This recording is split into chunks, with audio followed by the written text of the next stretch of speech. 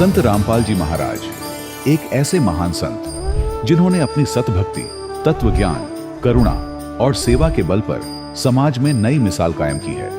संत रामपाल जी महाराज की अगुवाई में उनके सभी सतलोक आश्रमों से समाज कल्याण के अद्भुत कार्यों ने समाज को सुनहरे भविष्य की एक नई उम्मीद दिखाई है।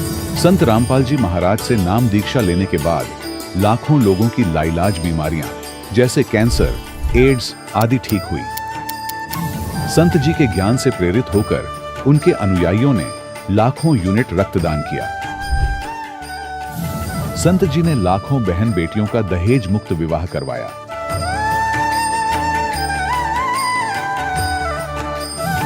संत जी ने लाखों लोगों का नशा छुड़वाया, करोड़ों उजड़े परिवार बसे। संत जी के आश्रमों में समागम के दौरान निःशुल्क नेत्र चिकित्सा, दंत चिकित्सा प्रदान की जाती है। संत रामपाल जी महाराज द्वारा समय समय पर पर्यावरण संरक्षण के उद्देश्य से बड़े स्तर पर वृक्षारोपण किया जाता है। संत जी ने जरूरतमंदों को तत्काल राहत पहुंचाने के लिए एम्बुलेंस सेवा शुरू की। संत जी अपने अनुयायियों को देहदान के लिए प्रेरित करते हैं, जिससे मानवता की सेवा और चिकित्सा क्षेत्र में सुधार हो सके। संत रामपाल जी महाराज के सभी आश्रमों में हर रोज निःशुल्क भंडारा आयोजित किया जाता है, जहां हर वर्ग, हर जाति और हर धर्म के लोग एक साथ बैठकर भोजन करते हैं।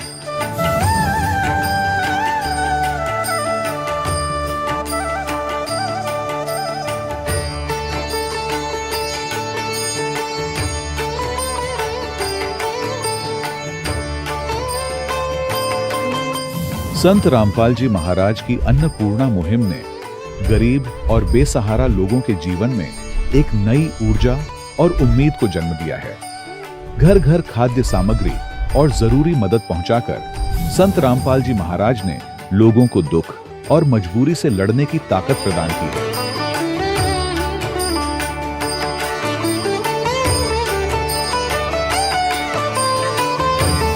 संत रामपाल जी महाराज द्वारा गरीब लोगों के लिए घर बनवाने का अद्भुत कार्य एक ऐसी मिसाल कायम कर रहा है जो सदियों सदियों संत जी की उदारता और दया भावना के तौर पर जाना जाएगा।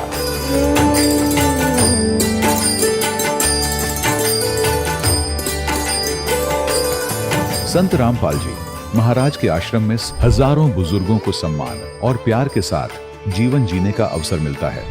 उनके खाने, रहने और स्वास्थ्य की पूरी जिम्मेदारी संत रामपाल जी महाराज उठाते हैं। अनाथ बच्चों के लिए संत रामपाल जी महाराज के सभी आश्रम किसी वरदान से कम नहीं। यहाँ उन्हें शिक्षा, संस्कार और भविष्य के लिए बेहतर अवसर प्रदान किए जाते हैं। चाहे बाढ़ हो, भूकंप या महामारी, संत रामपाल जी महाराज और उनके अनुयायी हमेशा ही जरूरतमंदों के लिए सबसे आगे खड़े रहते हैं। कोविड महामारी के दौरान संत रामपाल जी महाराज के आश्रमों से करोड़ों लोगों के लिए भोजन, दवाइयां और जीवन रक्षक सामग्रियां उपलब्ध कराई गई। चाहे गरीब की मदद हो या किसी शोषित और पीड़ित वर्ग के हक और सम्मान की लड़ाई, संत रामपाल जी महाराज ने हमेशा ही उनकी दबी आवाज को सरकारों तक पहुंचाया है और उन्हें उचित न्याय दिलवाने में अहम भूमिका अदा की है। समाज में आध्यात्मिक और सामाजिक मूल्यों के प्रति जागरूकता लाने में संत रामपाल जी महाराज हर कदम पर मानवता के सच्चे सेवक साबित हुए हैं। संत रामपाल जी महाराज का जीवन हमें सिखाता है कि सच्ची सेवा वही है जो निस्वार्थ भाव से की जाए। आइए हम भी इस महान सेवा के कार्य में इस महान संत से जुड़ें और संत रामपाल जी महाराज से नाम दीक्षा लेकर अपने जीवन को धन्य बनाएं।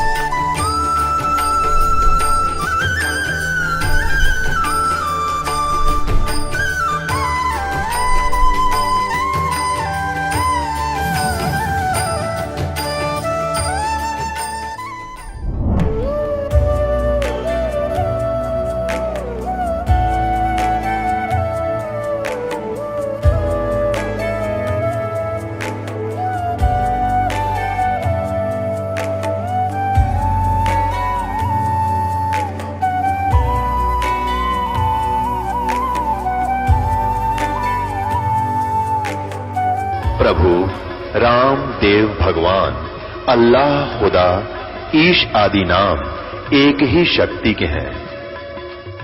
वो कैसा है, कहां है, कैसे मिलता है, किसने देखा है?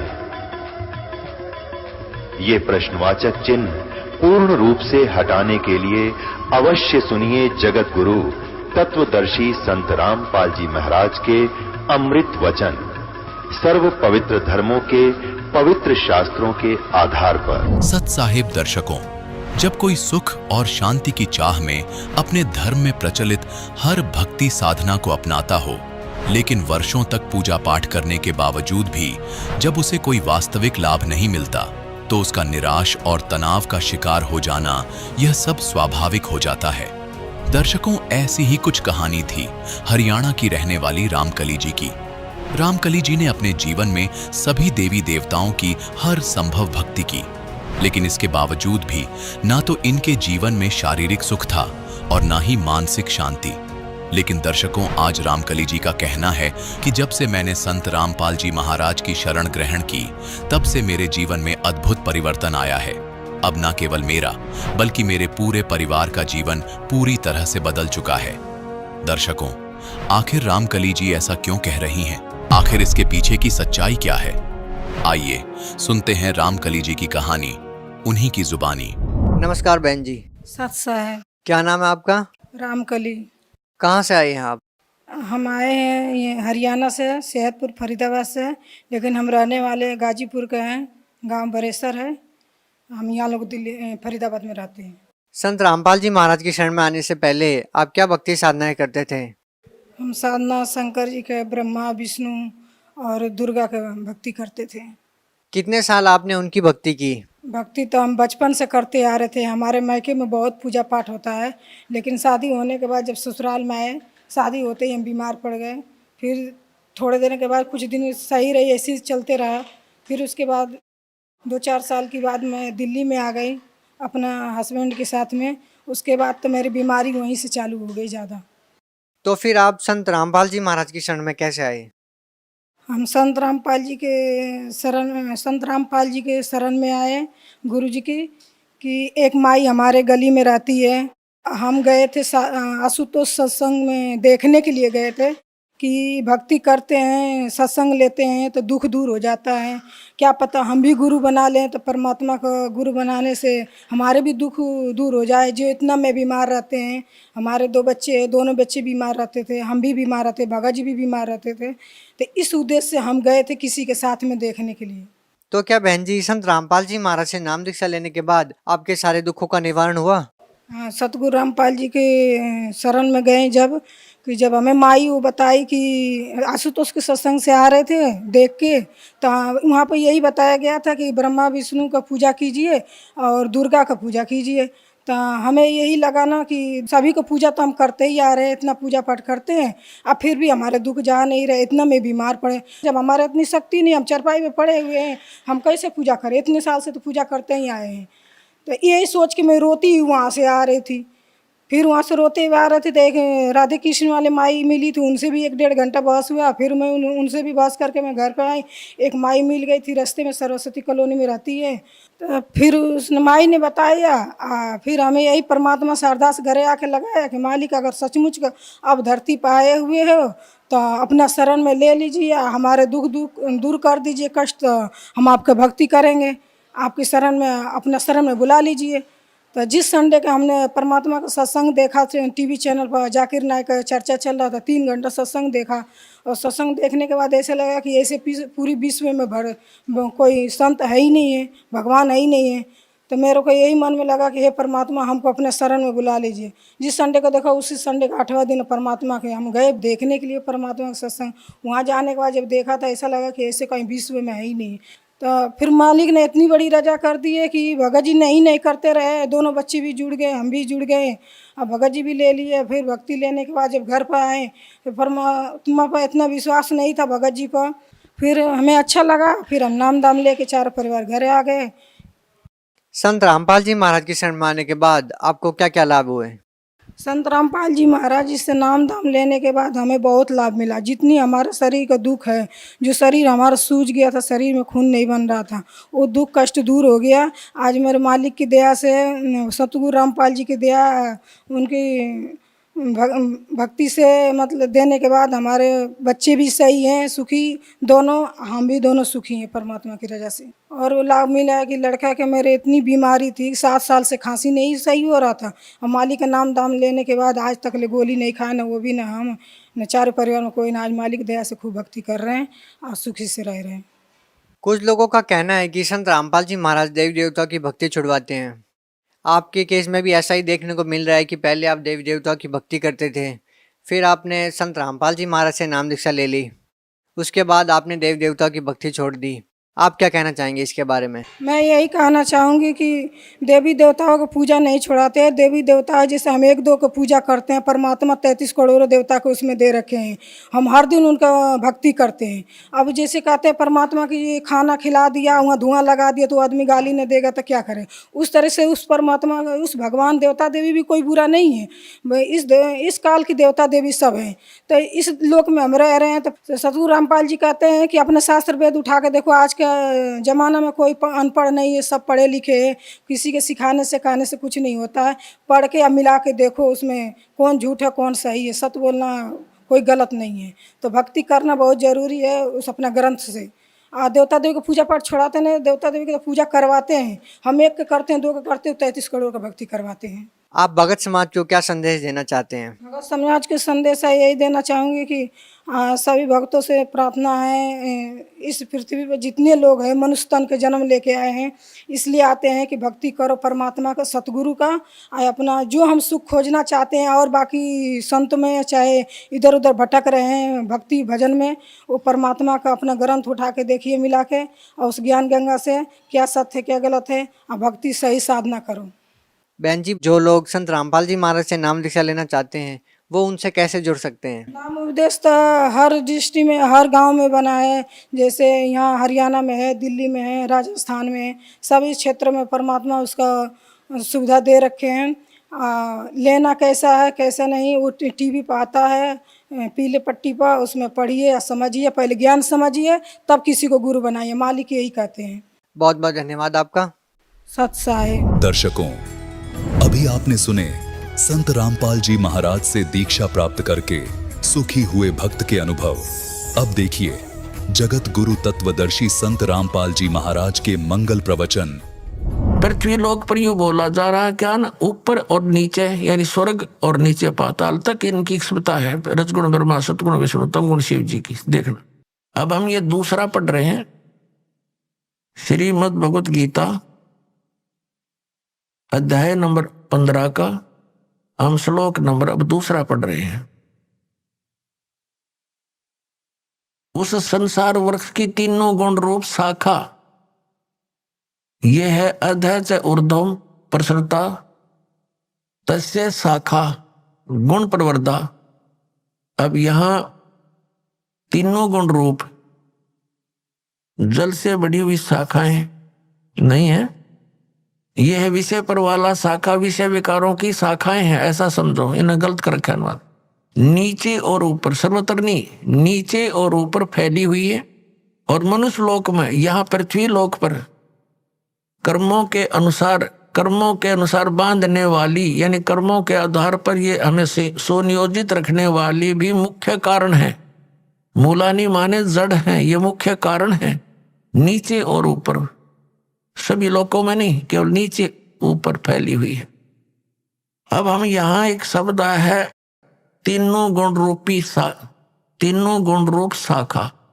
अब रजगुण ब्रह्मा है, सतगुण विष्णु तमगुण शिव जी, ये कंसेप्ट क्लियर करना पड़ेगा। एक तो बहुत ही सिंपल सा देखिए आप, रजगुण ब्रह्मा है, यही तीनों गुण है, यही तीन देवता, इन्हीं पुराणों में देखिएगा। ये गीता प्रेस गोरखपुर से प्रकाशित है, मार्कंडेय पुराण।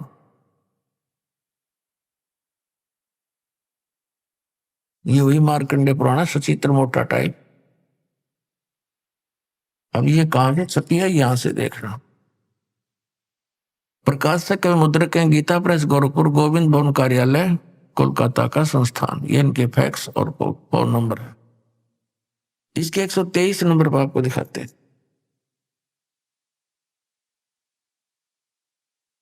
संक्षिप्त मार्कंडेय पुराण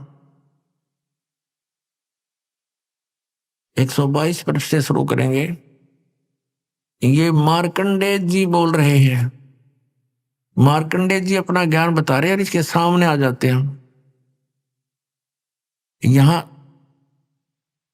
रजोगुण प्रधान ब्रह्मा, तमोगुण प्रधान रुद्र और सत्व प्रधान श्री विश्वपालक विष्णु है।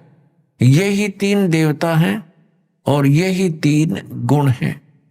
यही 3 देवता हैं, रजगुण ब्रह्मा, सतगुण विष्णु, तमगुण शिव जी। और यही 3 देवता कहो चाहे इनको 3 गुण कहो। वह कंसेप्ट क्लियर। वैसे तो बुद्धिमान को कहते हैं संकेत बहुत होता है, लेकिन फिर भी ये बहुत गहरी जड़ें हैं इस ज्ञान की हमारे अंदर, और प्रमाण देते हैं। देखिएगा, ये है श्रीमद् देवी भागवत हिंदी टीका सहित भाग 1। ये कहां से प्रकाशित है?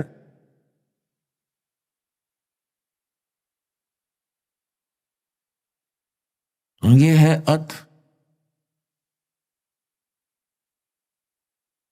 अथ देवी भागवतम सभाष्टेकम समातम, खेमरा श्री कृष्ण दास प्रकाशन, मुंबई 4।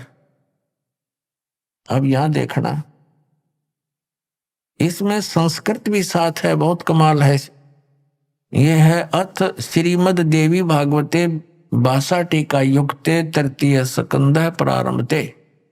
3रा स्कंद प्रारंभ हुआ। अब इसके 11वें पृष्ठ पर,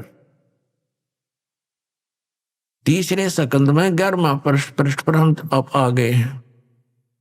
5वां अध्याय है ये।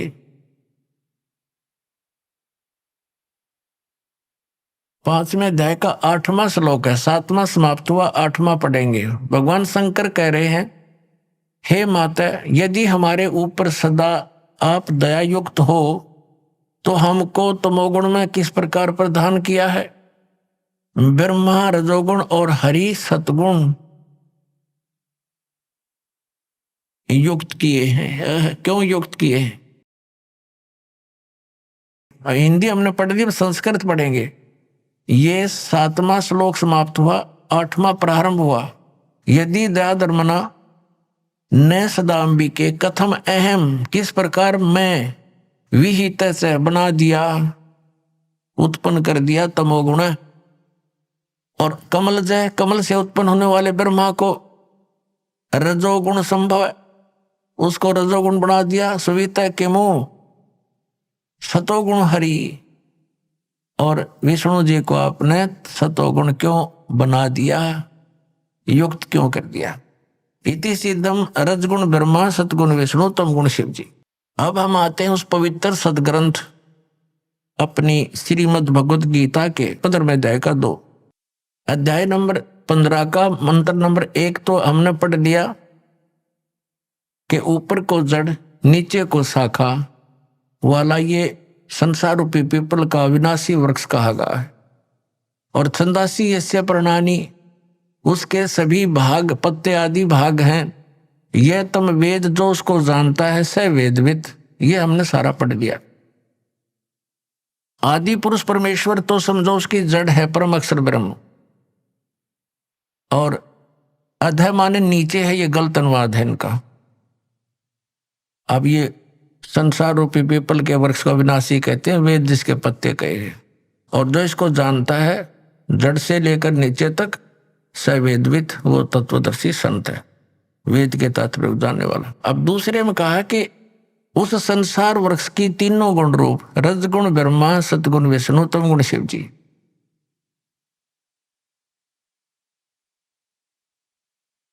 ये विषय वासना रूपी शाखाएं समझो, और ये नीचे और ऊपर फैली हुई है, सर्वत्र नहीं। ये मनुष्य लोक में कर्मानुसार भी यही हमें सुनियोजित रखते हैं, जैसा जिसका कर्म है वैसा ही देते रहते हैं। ये यहाँ पर हमें बांधे रखते हैं, बांधने वाले हैं। और नीचे और ऊपर फैली हुई, सभी लोगों में नहीं। अब तीसरे में कहा है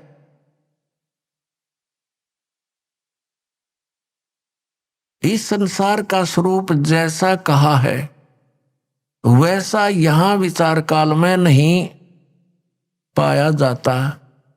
गीता ज्ञानदाता कहता है कि जो मैं तुझे अब गीता का ज्ञान तेरे मेरे विचार काल में डिस्कशन में गीता जी के ज्ञान की चर्चा में इस संसार रूपी वृक्ष का जैसा स्वरूप कहा है वैसा यहाँ विचार काल में यानी तेरे और मेरे गीता जी के डिस्कशन में यह विचार काल में नहीं पाया जाता, क्योंकि न इसका आदि है और न इसका अंत है कि मुझे इसका कोई ज्ञान नहीं है, तथा न इसके अच्छे प्रकार स्थिति है।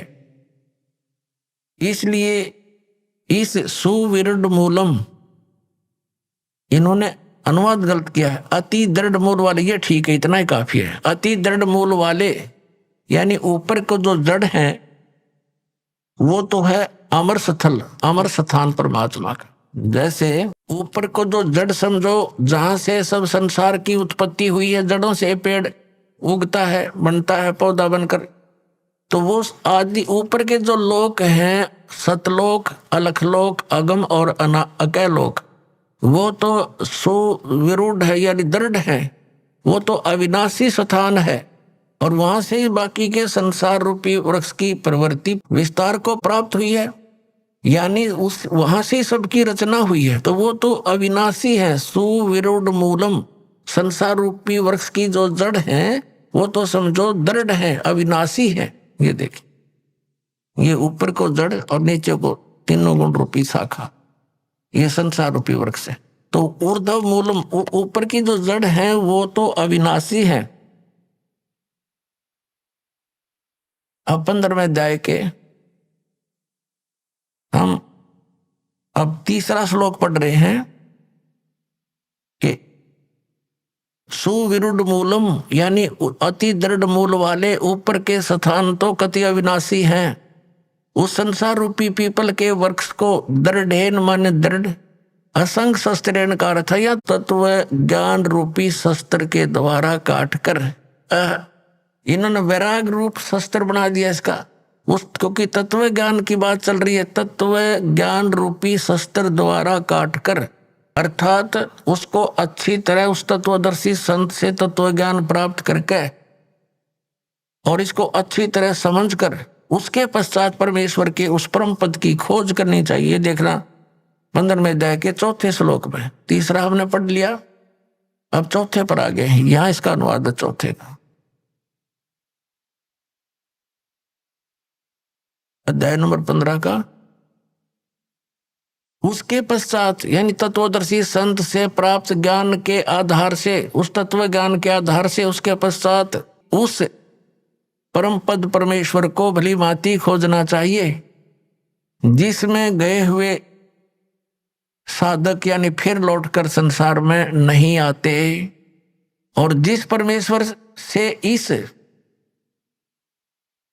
पुरातन यानी पुराने संसार रूपी वृक्ष की प्रवृत्ति विस्तार को प्राप्त हुई है, यानी जिस परमात्मा ने सब ब्रह्मांडों की रचना की है, उसी आदि पुरुष नारायण के परम अक्षर ब्रह्म के सच्चिदानंद घन ब्रह्म की मैं शरण हूं, इस प्रकार दृढ़ निश्चय करके परमेश्वर का मनन और निधि ध्यान करना चाहिए, प्रपदे माने उसकी पूजा करनी चाहिए।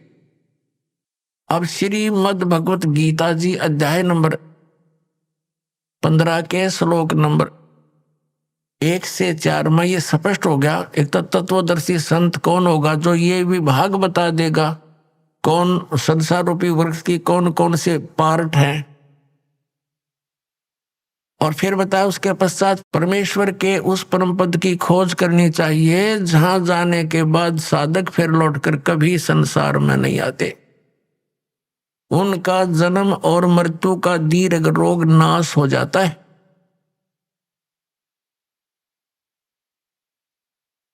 अपनात्मा प्रसंग चल रहा है, यहां पर 3 परमात्मा, 3 पुरुष, 3 प्रभु मुख्य रूप से आध्यात्म ज्ञान में रहते हैं। एक सरपुरुष, एक अक्षर पुरुष, एक परम अक्षर पुरुष, जिसको सच्चिदानंद घन ब्रह्म कहा है। श्रीमद् भगवत गीता अध्याय नंबर 15 के श्लोक नंबर 16 और 17 में 3 पुरुषों की जानकारी भिन्न भिन्न है।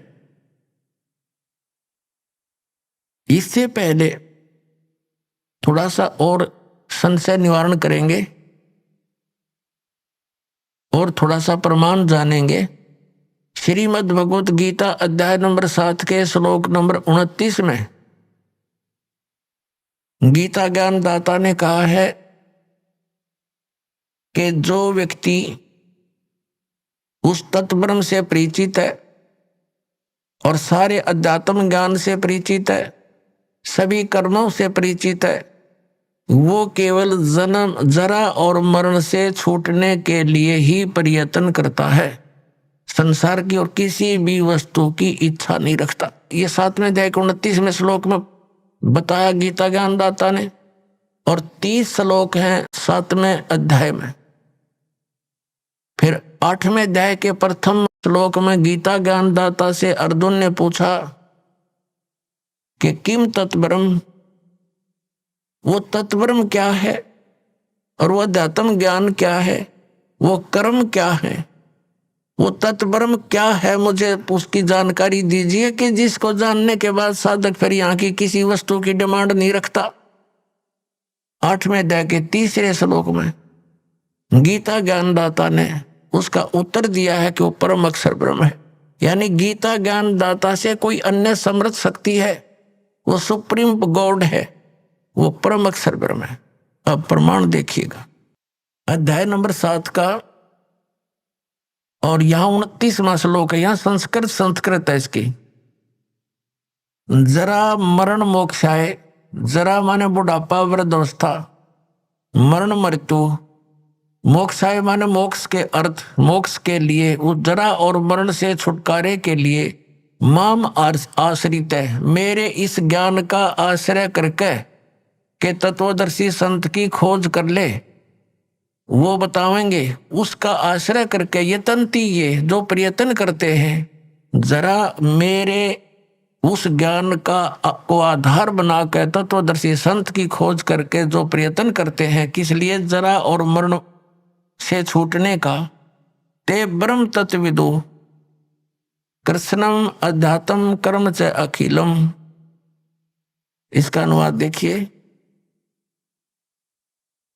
गीता ज्ञानदाता कहता जो मेरे शरण हो गए, जरा माने वृद्धावस्था, मरण से यानी मृत्यु से छूटने के लिए प्रयत्न करते हैं, यत्न करते हैं, वे पुरुष तत् ब्रह्म, तत् उस ब्रह्म को, तत् ब्रह्म को, संपूर्ण अध्यात्म को तथा संपूर्ण कर्मों को जानते हैं। अध्याय नंबर 7 के 30 में इतना कहा है कि जो मुझे जानते हैं इस सब रूप में, तो वो मुझे ही जानते हैं, आगे नहीं जानते वो। अब इसके साथ ये है 8वां अध्याय, इसके प्रथम मंत्र में अर्जुन ने पूछा किम तत्ब्रह्म, अर्जुन वाच किम तत्ब्रह्म, आपने जिस इस तत् ब्रह्म, उस ब्रह्म को, संपूर्ण अध्यात्म को, संपूर्ण कर्मों को जानते। तो यहाँ पूछा है 8वें अध्याय का प्रथम मंत्र में किम तत् ब्रह्म और किमत अध्यात्म और किम पुरुष, किम कर्म पुरुषोत्तम, अधिभूत च किम प्रोक्तम, अधिदेवम किम उच्यते। वह ब्रह्म क्या है, हे पुरुषोत्तम वह ब्रह्म क्या है। तो गीता ज्ञानदाता ने अब इसी गीता अध्याय नंबर 8 के और श्लोक नंबर 3 में कहा है वह परम अक्षर ब्रह्म है। वह परम अक्षर ब्रह्म है जो गीता ज्ञानदाता से अन्य और समर्थ है। अब हम समझेंगे गीता अध्याय नंबर 15 के श्लोक नंबर 16 और 17 को बहुत आसानी से समझ में आएंगे। सरपुरुष ये ज्योति निरंजन है, गीता ज्ञानदाता श्री कृष्ण में प्रवेश करके बोलता है, और अक्षर पुरुष है ये 7 शंख ब्रह्मांड का स्वामी, जो संसार रूपी वृक्ष का तना जानो। और मूल जो है वो परम अक्षर ब्रह्म है। अब देखिएगा गीता अध्याय नंबर 15 का श्लोक नंबर 16 और 17। इसके नीचे से 16वां यहां श्लोक है। द्वौ इमौ पुरुषो लोके सर च अक्षर है एव च। इस लोक में दिवो माने दो, पुरुषो माने परमात्मा वेल नोन है। कौन? सर पुरुष को हो, अक्षर पुरुष को। इस पुरुष को हम यहां दो जगह लगा सकते हैं, सर पुरुष और अक्षर पुरुष। और इनके अंतर्गत जितने प्राणी हैं वो तो नाशवान हैं, जीवात्मा किसी की मरती नहीं है, तो सबका गधे की भी नहीं मरती। यह अनुवाद देखें, इस संसार में नाशवान और अविनाशी भी ये दो प्रकार के पुरुष, यानी पुरुष माने परमात्मा प्रभु हैं। एक सर पुरुष, एक अक्षर पुरुष। और संपूर्ण प्राणियों के शरीर नाशवान है, जीवात्मा तो सबकी अविनाशी है, गधे कुत्ते की भी है। अब 17 में कहा कि उत्तम पुरुष तो अन्य इन दोनों से, इस सर और अक्षर से, ये दो पुरुषों से अन्य है। उत्तम पुरुष है तो अन्य, और परमात्मा इति उदारत है, जिसको परमात्मा कहा जाता है। ये लोक त्रयम् आविश्य विवर्ति, जो तीनों लोकों में प्रवेश करके सबका धारण पोषण करता है, अवय ईश्वर है, वो वास्तव में अविनाशी परमात्मा है। उत्तम पुरुष यानी श्रेष्ठ प्रभु तो कोई और है, इन दोनों से 16वें श्लोक वालों से अन्य है, और ही है। तीनों लोकों में प्रवेश करके संसार रूपी वृक्ष को, यानी जड़ों से ही आहार प्राप्त होता है, यानी उस परमात्मा से ही सबका धारण पोषण हो रहा है। वो सबका मालिक है, सबका दाता है। अब यहां फिर देखिए, उत्तम पुरुष तो अन्य ही है, जो तीनों लोकों में प्रवेश करके सबका धारण पोषण करता है। वो अविनाशी परमेश्वर परमात्मा इस प्रकार कहा गया है। अब ये विचलित कर देंगे आपको ये तत्वज्ञानहीन 18वें 15वें अध्याय के 18वें श्लोक में। अपने आत्मा ये तत्व ज्ञान है, और ये तत्व ज्ञानहीन प्राणी आपको यहां अड़ा देंगे कि गीता ज्ञान दाता ने 15वें अध्याय के 18वें श्लोक में बताया कि वो उत्तम पुरुष मैं ही हूं। नहीं, यहां तो इसने ये कहा कि मेरे अंतर्गत जितने प्राणी हैं उनसे मैं उत्तम हूं। इसलिए लोक वेद के आधार से, यानी दंत कथाओं के आधार से मैं पुरुषोत्तम प्रसिद्ध हूं। लेकिन उसने स्पष्ट कर दिया है 15वें अध्याय के 17वें श्लोक में कि वो तो कोई और है, उसको तो तत्वदर्शी संत बताएंगे। बस इतनी सी बात है। ये देखो गीता अध्याय नंबर 15 का और श्लोक नंबर 18। क्योंकि मैं, इसका अर्थ है यस्मात् सर अतीतः अहम अक्षरात् अपि च उत्तम अतः अस्मि लोके वेदे। लोके वेदे माने लोक वेद में, दंत कथाओं के आधार में मैं पुरुषोत्तम प्रथित माने प्रसिद्ध हूं। क्योंकि मैं नाशवान जड़ वर्ग क्षेत्र से तो सर्वथा अतीत हूं, और अविनाशी जीव आत्मा से भी उत्तम हूं। इसलिए लोक और वेद में पुरुषोत्तम नाम से प्रसिद्ध हूं। अब यहां इसने क्या कहा है? यदि ये और साथ में श्लोक आपको ना सुनाए जाते तो यहां आपकी बुद्धि नहीं सेट होती। ये कहता है कि मेरे अंतर्गत जितने भी प्राणी आते हैं, क्योंकि ये केवल 21 ब्रह्मांड का स्वामी है, और इसको सरपुरुष भी कहते हैं। तो ये कहता है मेरे अंतर्गत जितने प्राणी हैं वो चाहे तो नाशवान जड़ वर्ग है और चाहे अविनाशी जीवात्माएं हैं, उनसे मैं उत्तम हूँ, श्रेष्ठ हूँ। इसलिए इस दंत कथा के आधार से, लोक वेद के आधार से मैं पुरुषोत्तम प्रसिद्ध हो रहा हूँ। वास्तव में पुरुषोत्तम तो उसने बता दिया कोई और ही है। और फिर 8वें अध्याय के श्लोक नंबर 1 के उत्तर में, 8वें अध्याय के 3रे श्लोक में गीता ज्ञानदाता ने स्पष्ट ही कर दिया है कि वो परम अक्षर ब्रह्म है। वो परम अक्षर ब्रह्म है। अपने आत्माओं श्रीमद् भगवत गीता अध्याय नंबर 8 के श्लोक नंबर 5 और 7 में गीता ज्ञानदाता अपने विषय में कहता है कि अर्जुन तो सब भाव में सब समय में मेरा स्मरण कर, मुझ में भाव वाला बन और युद्ध भी कर, मुझे ही प्राप्त होगा। अब जहां आशा तब आशा होई, मन कर्म वचन सुमरियो सोई। अब 8वें अध्याय के 8, 9, 10 में गीता ज्ञानदाता इन 3 श्लोकों में अपने से अन्य उस परम अक्षर ब्रह्म की शरण में जाने को कह रहा है कि उसकी भक्ति करेगा तो उसको प्राप्त होगा। और अपने विषय में दूसरे अध्याय के 12वें श्लोक में, चौथे अध्याय के 5 और 9 श्लोक में, 10वें अध्याय के दूसरे श्लोक में गीता ज्ञानदाता कहता अर्जुन तेरे और मेरे बहुत जन्म हो चुके, तू नहीं जानता, मैं जानता। इससे सिद्ध हो गया कि गीता ज्ञानदाता भी नाशवान है और नाशवान की भक्ति करने से स्थायी मोक्ष हो नहीं सकता, जन्म मृत्यु का रोग नहीं कट सकता। अब आपको फिर दिखाते हैं श्रीमद् भगवत गीता, यही वो गीता जी है।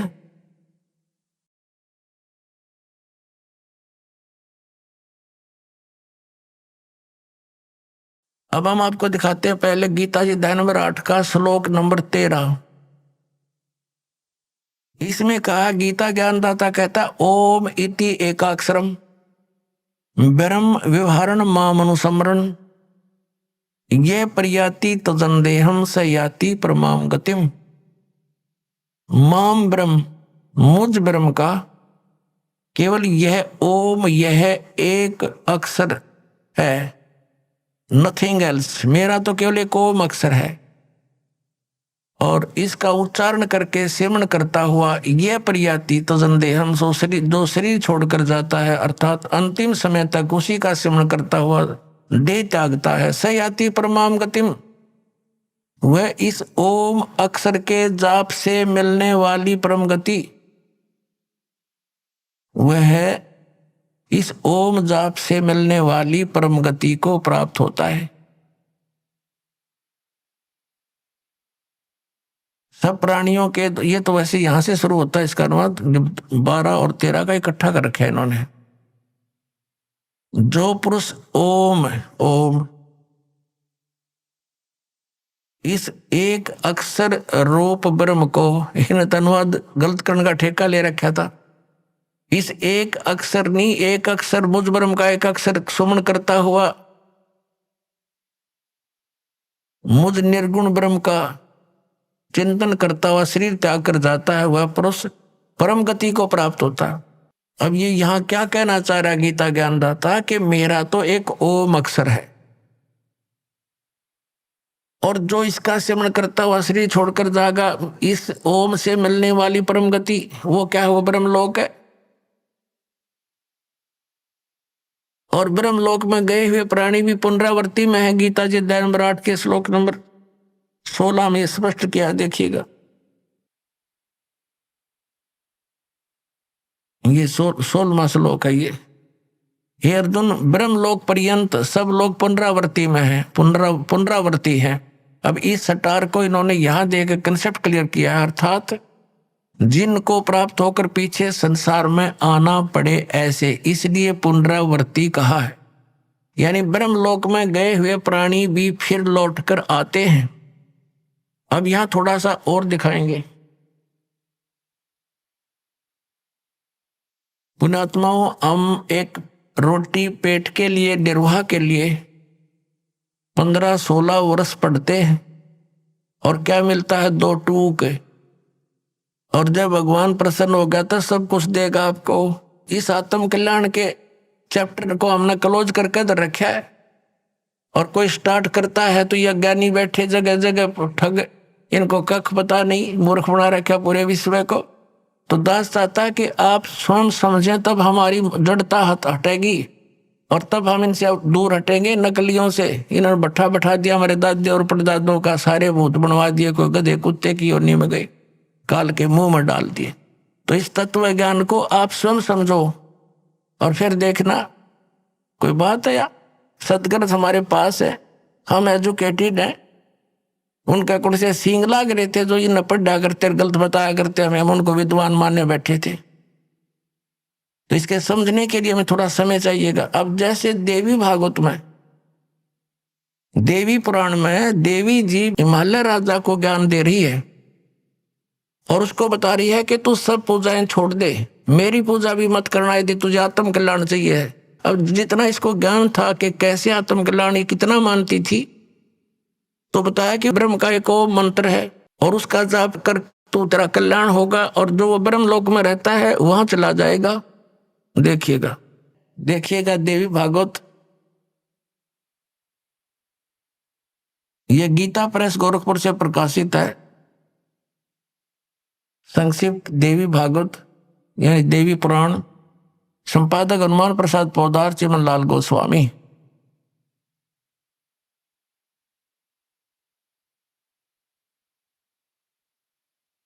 प्रकाशक एवं मुद्रक गीता प्रेस गोरखपुर, गोविंद भवन कार्यालय कोलकाता का संस्थान।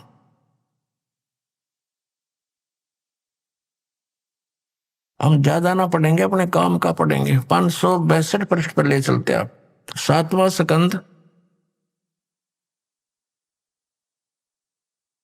संक्षिप्त देवी भागवत, 562 पृष्ठ पे यहां देवी के द्वारा हिमालय को ज्ञानोपदेश, ब्रह्म स्वरूप का वर्णन।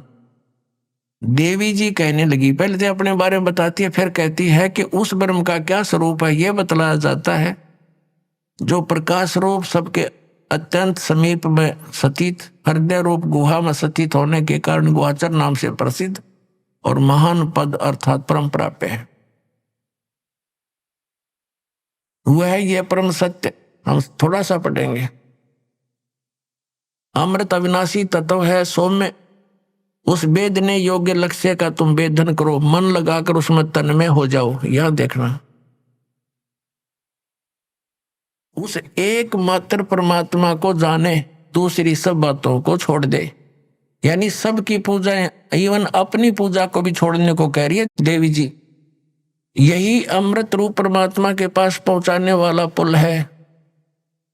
संसार समुद्र से पार होकर अमृत स्वरूप परमात्मा को प्राप्त कराने का सुलभ साधन है। इस आत्मा का ओम के जप के साथ ध्यान करो, ओम नाम जाप करो उसका।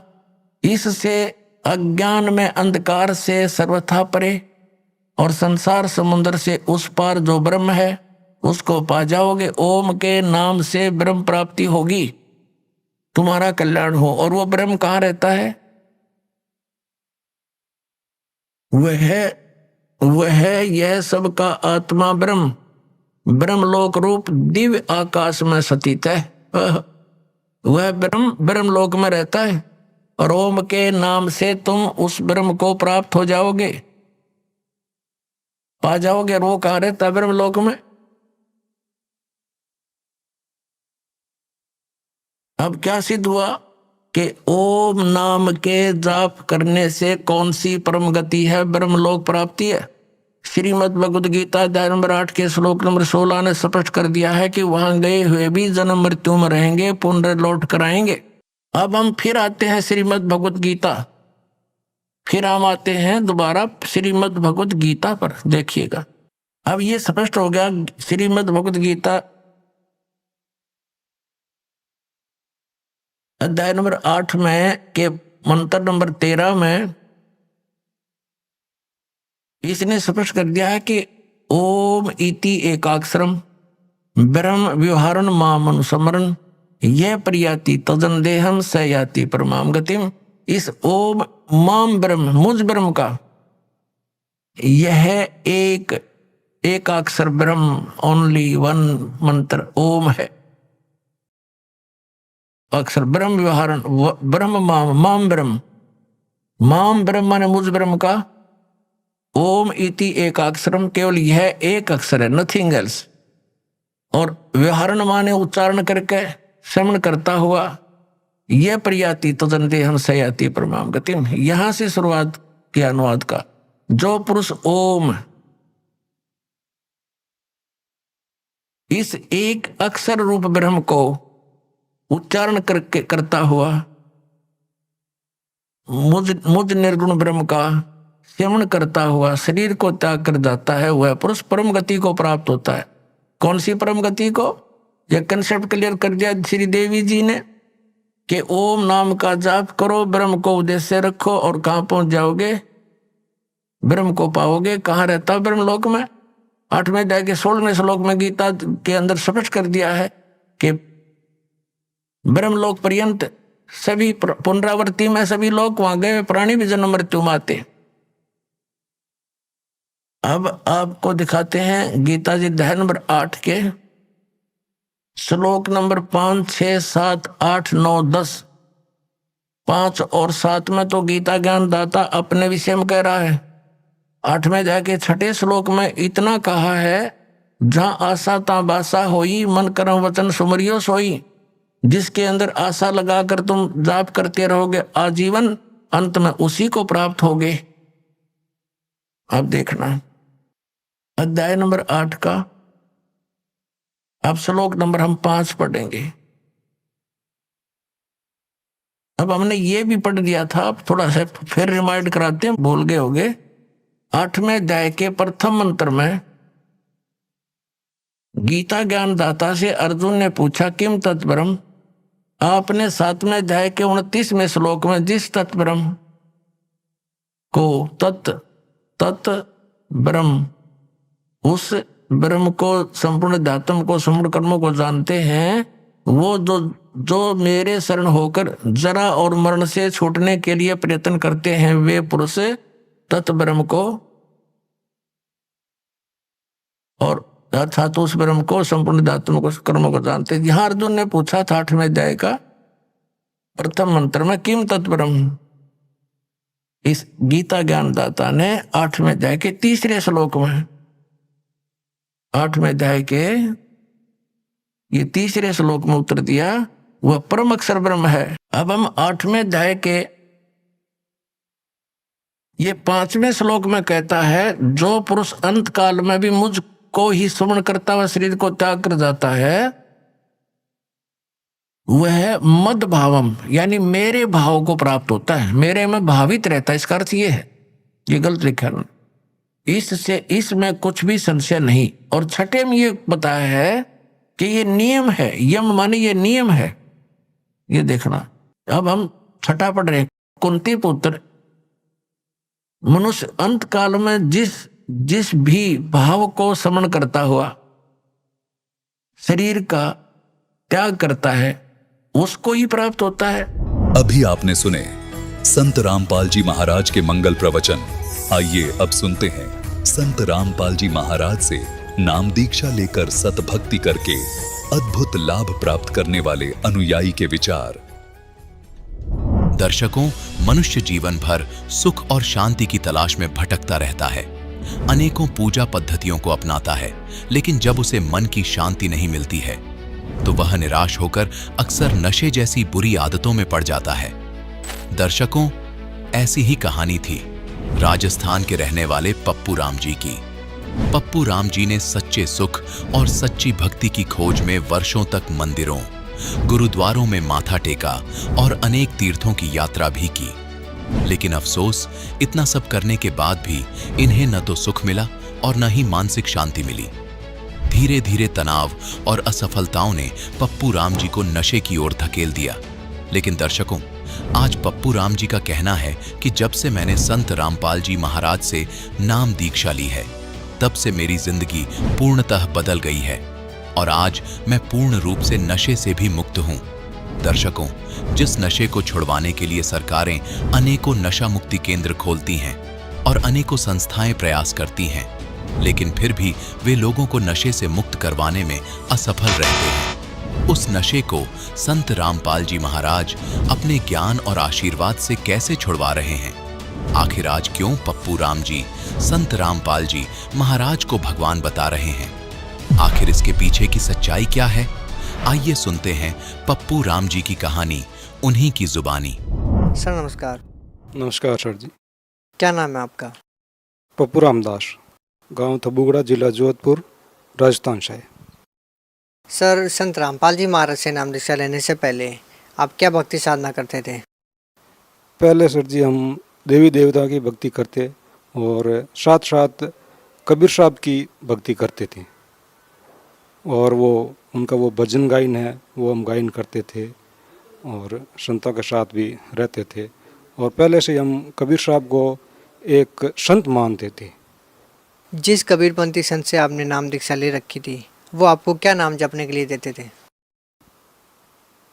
सत शब्द निज मूल है, जपिया मुक्ति होई, ओढ़ पिछोड़ा प्रेम का सुख मिंद्र में सोई, सतसुकृत धारा गिरे बाला वही नूर का नूर है, खुलिया भक्ति का अंकुर चित मन चित क्रम ब्रह्मसीन, हंसा धरे दूजी दे कह कबीर साहब धर्मीदास ने ताखों दिया लखाई। ये शब्द में दिया। सर, संत रामपाल जी महाराज से नाम दीक्षा लेने के बाद आपको क्या लाभ प्राप्त हुए? संत रामपाल जी महाराज ने हमें लाभ दे रखा है, वो कि मेरे कुछ मकान नहीं था, मैंने मालिक से अरदास की कि गुरुजी, पहले ही मैं गुरुजी बोलता और इतना मैं वो कबीर साहब की पहली भक्ति करता था, लेकिन दारू है, ये खाने में मीट वगैरह ये सब खाता था। और जो ये होती थी सत्संग होती थी हमारे यहाँ कबीरपंथियों की, वहाँ सत्संग में जाते तो हम फुल दारू पी के जाके और ये भजन गायन करते थे। इतना हम नशा करते थे और इतना गंदा आदमी था मैं पहले। अब मालिक की शरण में आने से सत्संग सुनते ही ये चीज़ सब त्याग दी मैंने, नशा है, ये गंदा खाना है ये।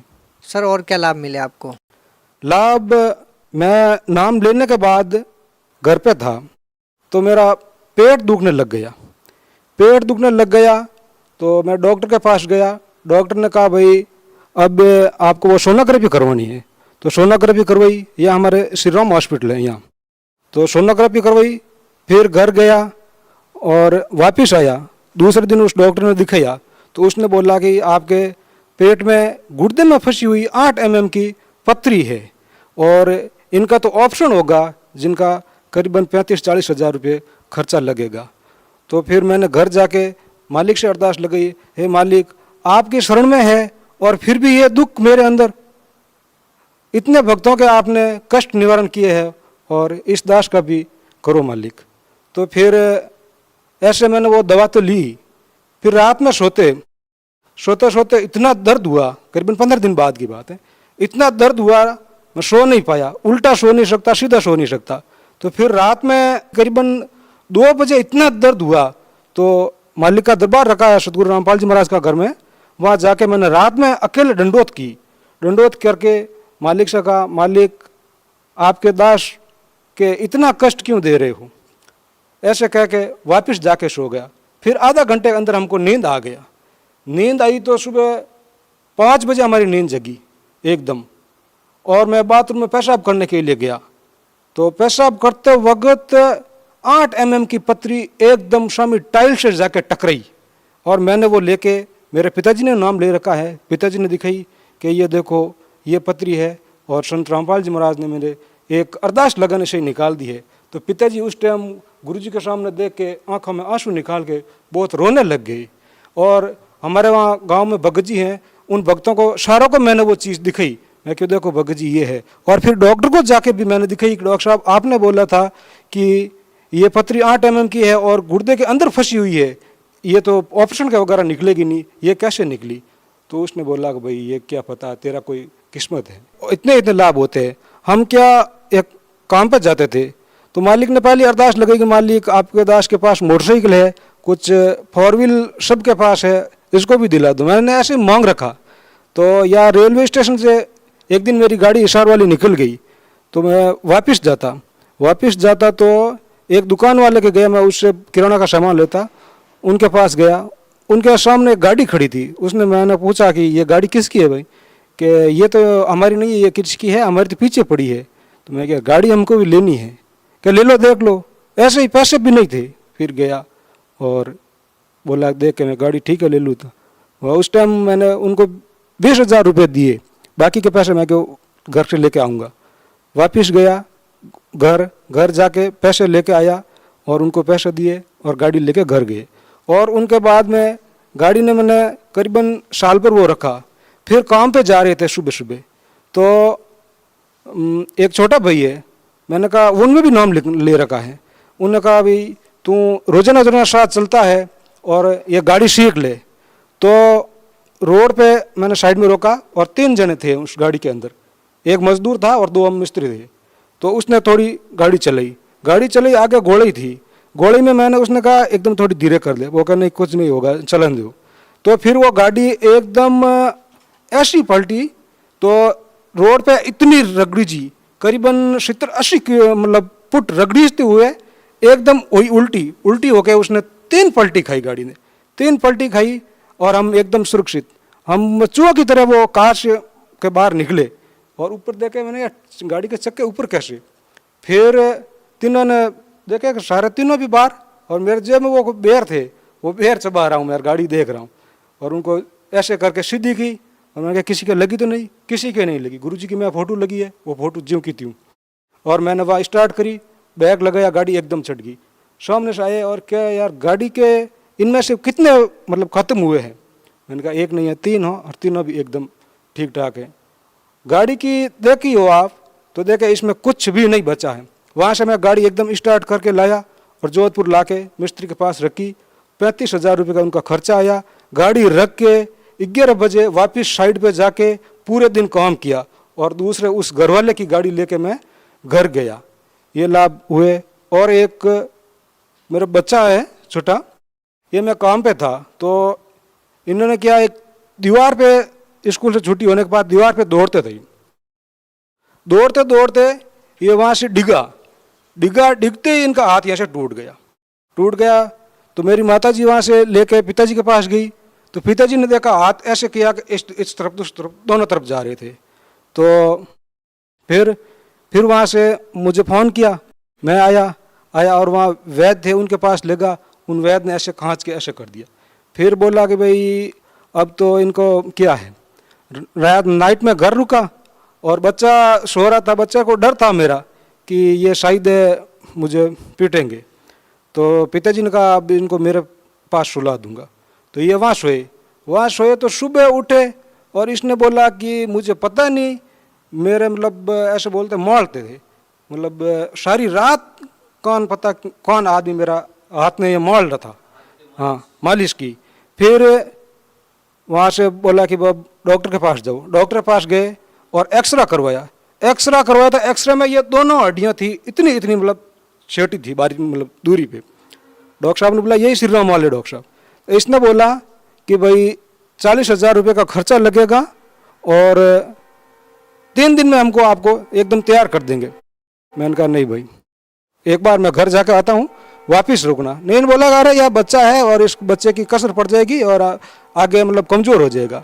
घर जाके अरदास लग गई आश्रम में सतगुरु रामपाल जी महाराज के। तो ये बच्चा वहाँ गए और सतगुरु रामपाल जी महाराज ने आशीर्वाद दिया और वो बच्चा भी अब मेरे साथ में है, उनको भी आपको मैं दिखाता हूँ। ये इनके हाथ ऐसे टूटे थे और ये दोनों तरफ से एक्सरे अब मैं साथ में लाया नहीं, एक्सरे में ऐसे हड्डियाँ हुई और फिर कई दिन में तो यहाँ कोई गांठ सी लगती थी, अब एकदम क्लियर है, कोई गांठ नहीं है। फिर मैंने वो वैद्यों से भी दिखाया, कोई कहीं नजर नहीं आता है, यह एकदम ये से हाथ टूटा हुआ था।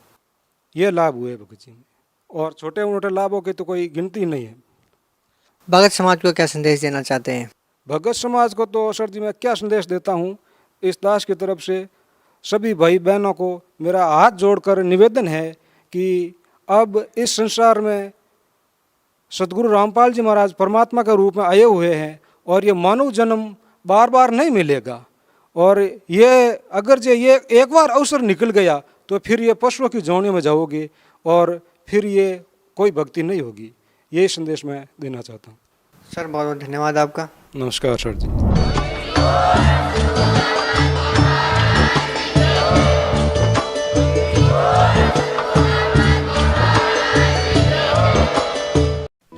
आप सुन रहे थे जगत गुरु तत्वदर्शी संत रामपाल जी महाराज के मंगल प्रवचन। अधिक जानकारी के लिए संपर्क करें।